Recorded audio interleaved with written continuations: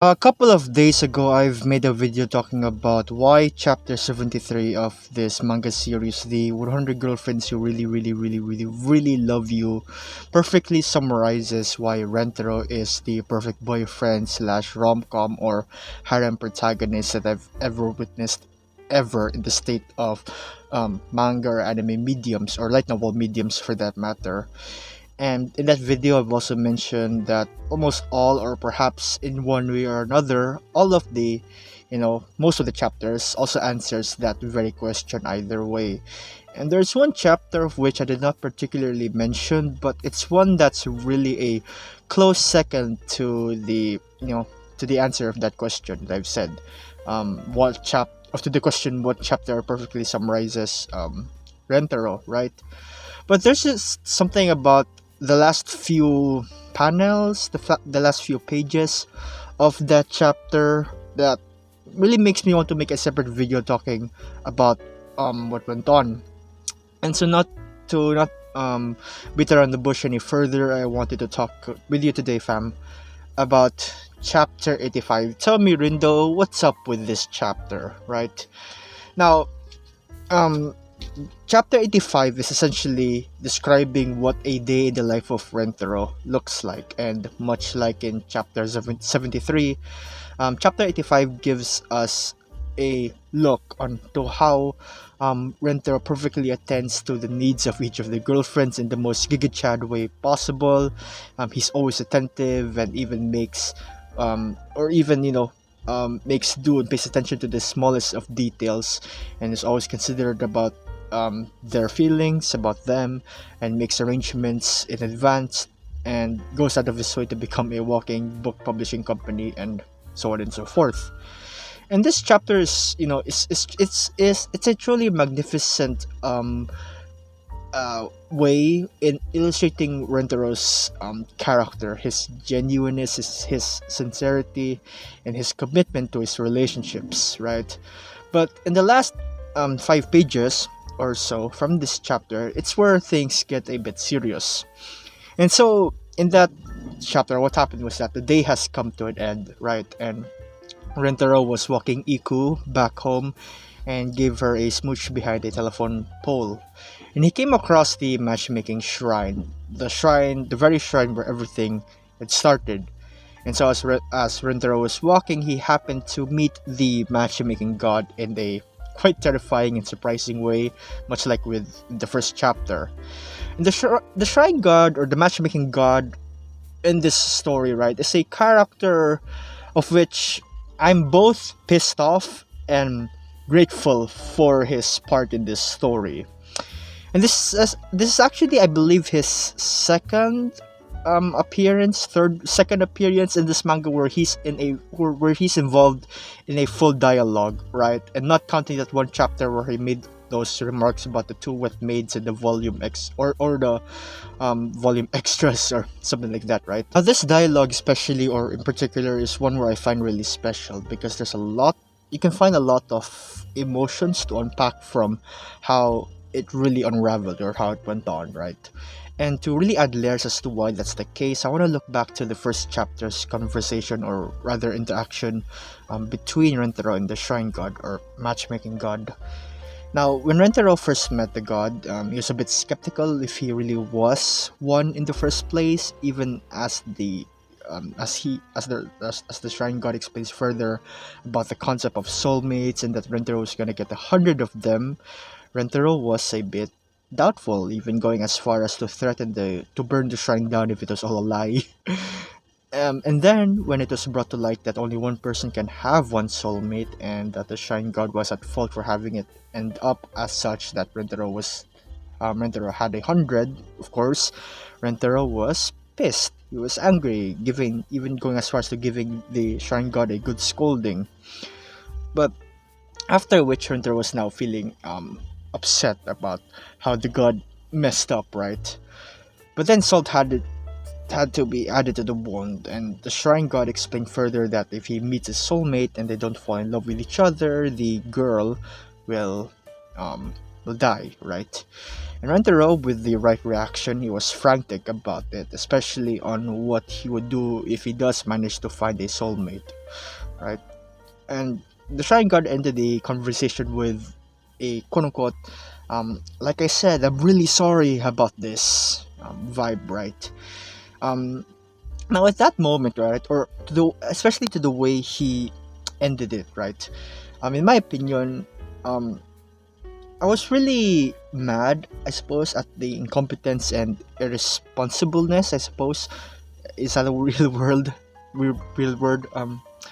Yeah, the incompetence of the Shrine God, right? Because think of the situation this way, right? Or if you think about it in another way, a supernatural being happens to appear in front of you, and he tells you, or they tell you, about a burden or problem that you have to face all alone, because find it hard that if that you can't tell anybody, or if you even if you do tell somebody, they'll find you crazy because they'll find it hard to believe you, right? um and that said burden or problem that you have to face was all because of a mistake, a stupid reason, quote unquote, of a mistake that had been committed, right? That they committed. And looking at it from that perspective, yeah, it made me frustrated. Really made me feel, um, you know, the pain that Rentaro must have gone through, having all such important details and such important information dumped onto him.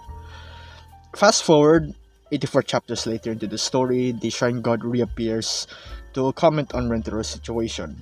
The Shrine God thought that Rentero would 100 time them in secret, right? But he was actually surprised about Rentero declaring the whole 100 timing thing out front, and that with 17 girlfriends, or 17 girlfriends at the time of that manga, right, of that chapter, Rentaro still manages to make them all happy, or rather, how they make Rentaro happy. And Rentaro at that point was still. It's funny how he was still considering to burn the shrine down, which essentially says that, yeah, I'm still mad at you.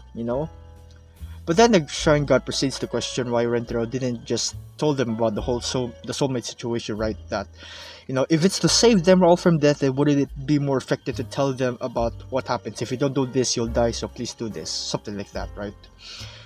But then Rentaro replied back with such a giga chad of a line that greatly characterizes him as a sincere, genuine, and loving person. And to paraphrase it, it goes something like this: I don't want the soulmates that I encounter, I don't want the girls, the people I love that I encounter to date me, to be with me, because they'll die if they don't.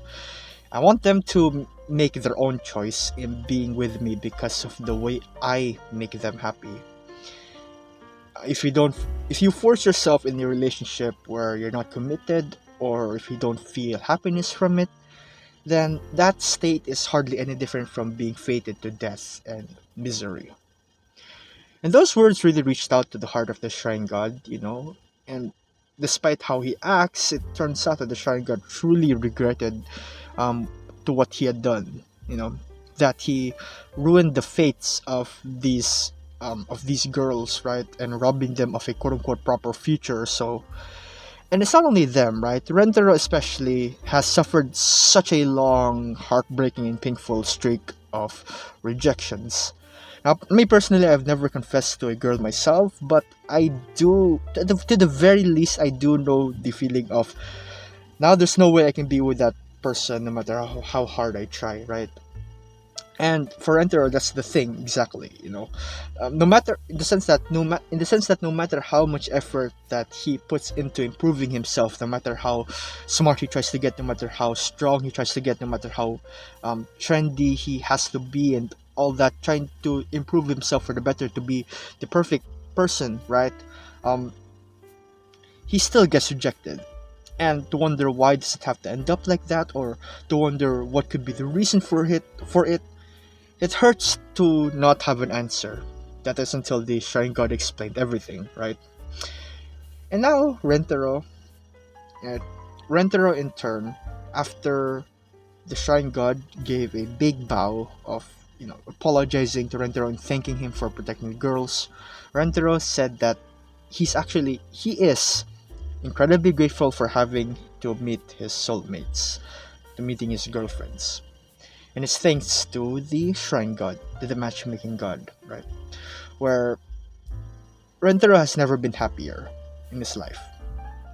And this is where the boundary of quote unquote I am grateful for the shrine god emotion lies towards, right?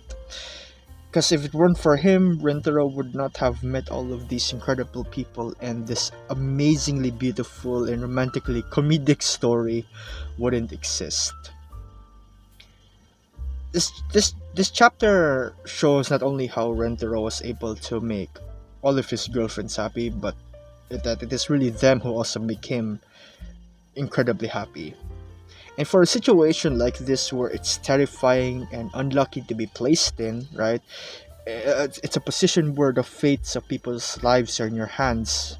Um, it's instead become such a joyous and lucky moment in the lives of the Rentaro family. And it's all because of, I guess, the way how Rentaro wanted to go about things. The way he wanted to stick to his commitment to be sincere, honest, and genuine and about pursuing a relationship with the girlfriends, with the characters of this story. That's amazing. With that being said, take care, family.